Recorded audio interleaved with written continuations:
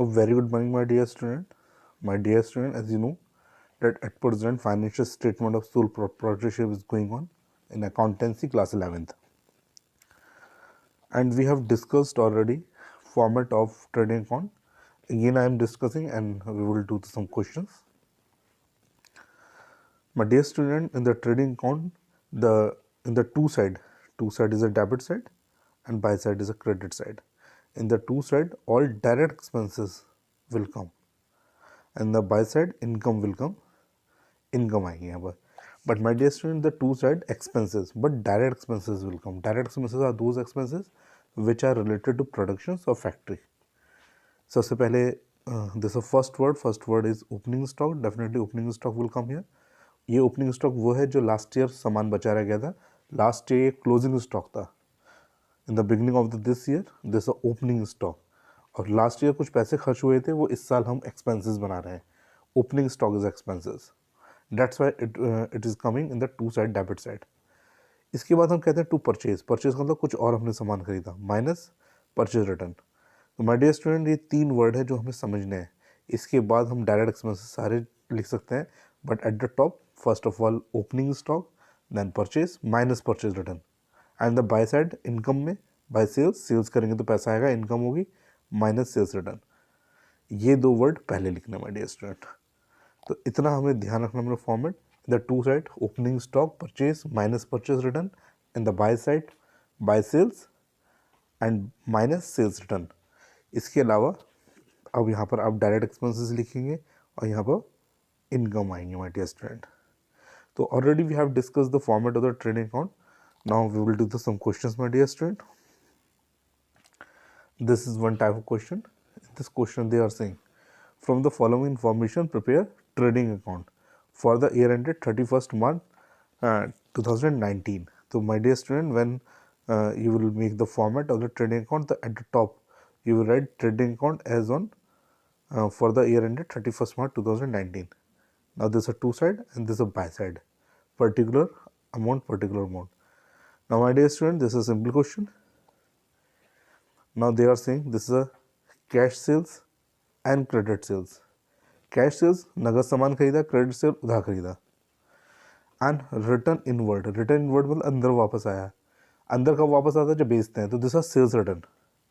इसके बाद cash sales सामान नगद बेचा, क्रेडिट सेल्स उधार बेचा, एंड रिटर्न आउटवर्ड का मतलब बाहर गया सामान आउटवर्ड.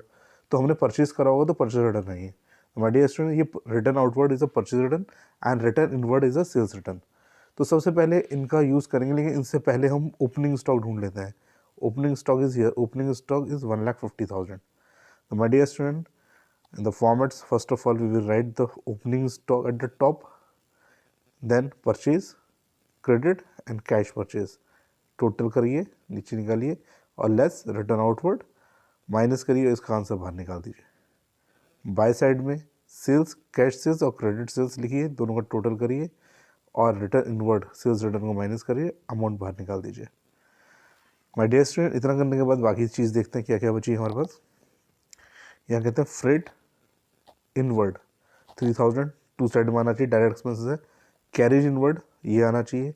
वेजेस एंड सैलरी ये आना चाहिए. ओपनिंग स्टॉक हम लिख चुके हैं.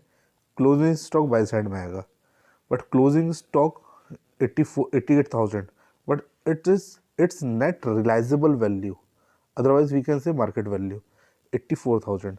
माय डियर स्टूडेंट, अगर दो प्राइस दे रखे हैं क्लोजिंग स्टॉक के, मार्केट वैल्यू भी दे रखा है और बुक वैल्यू भी दे रखा है, तो जो कम होगा हम उसे लिखेंगे.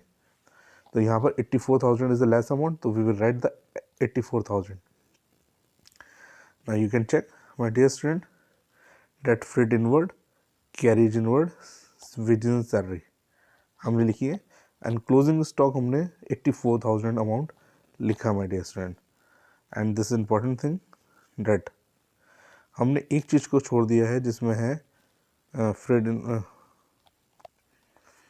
Return outward, freight inward, carriage inward, wages salaries, opening stock, closing stock. Okay my dear student, all thing जो डायरेक्ट एक्सपेंसेस है वो हमने लिखे हैं और इनडायरेक्ट एक्सपेंसेस इनकम भी लिख दिए हैं. अब आपको कुछ नहीं करना, टोटल करना है. यहाँ का टोटल आ रहा है 13,24,000. इसे लिखा है यहाँ पर 13,24,000 को. इसमें से सब चीज़ें माइनस कर दीजिए, ये सब चीज़ें माइनस करेंगे तो आपको फाइनल आंसर 1,24,000 ग्रॉस प्रॉफिट आप कैलकुलेट कर पाएंगे। Now my dear student, now we will learn this next question. This next question में एक इम्पॉर्टेंट बात है। From the beginning I am reading, from the following information prepare trading account for the year ended 31 March 2019। इसमें adjusted purchase का use किया गया। Adjusted purchase is 11 lakh। And my dear student, first of all I will discuss with you what is the adjusted purchase. Adjusted purchase को अगर use करेंगे तो opening stock plus purchase, net purchase means purchase minus purchase return and minus closing stock. So if this is the formula of the adjusted purchase, in the adjusted purchase opening stock plus purchase minus closing stock. तो अगर हमने adjusted purchase लिख दिया है तो अब हम opening stock भी नहीं लिखेंगे, परचेज में से परचेज रिटर्न को भी कोई माइनस नहीं करना पड़ेगा बिकॉज दिस नेट परचेज, और क्लोजिंग स्टॉक भी माइनस हो चुका है, अब क्लोजिंग स्टॉक भी नहीं लिखेंगे। My dear student, if we are using the adjusted purchase तो ये सारे वर्ड अब खत्म हो जाएंगे। अगर आ भी है क्वेश्चन में तो हम नहीं लिखेंगे माय डियर स्टूडेंट। तो now this adjusted purchase 11 lakh, तो हमने लिख दिया टू साइड में। अब ओपनिंग स्टॉक नहीं लिखेंगे, क्लोजिंग स्टॉक नहीं लिखेंगे, बाकी परचेज रिटर्न भी नहीं लिखेंगे। Sales my dear student, sales 12,50,000 है तो हमने 12,50,000 रुपये सेल्स भी लिख दिए। फ्रेट एंड कैरेज इनवर्ड 6,000 रुपये, एक्सपेंसेस डायरेक्ट एक्सपेंसेस वेजेस 14,000 रुपये, बिल्कुल लिखेंगे वेजेस 14,000 रुपये डायरेक्ट एक्सपेंसेस है। Freight and carriage outward, outward word use हुआ है तो ये आउटवर्ड है, तो freight and carriage outward is indirect expenses तो ये नहीं आएगा है। Closing stock 1 lakh rupees, but closing stock 1 lakh rupees यहाँ आना चाहिए था, नहीं आएगा because we have written the adjusted purchase. In the adjusted purchase opening stock minus closing stock and purchase everything is involve, तो that's why closing stock will not come. Now my dear student, अगर इतना question हमने कर लिया है तो अब हमें केवल आंसर निकालना है my dear student. Answer is this, that 12,50,000 this total, इसको यहाँ लिखाइए उठा के, इसमें से सब चीज़ें माइनस करिए, then you can calculate answer 1,30,000। This is a gross profit my dear student. My dear student, I hope you understood the concept of the adjusted purchase. So thank you very much and God bless you, my dear student.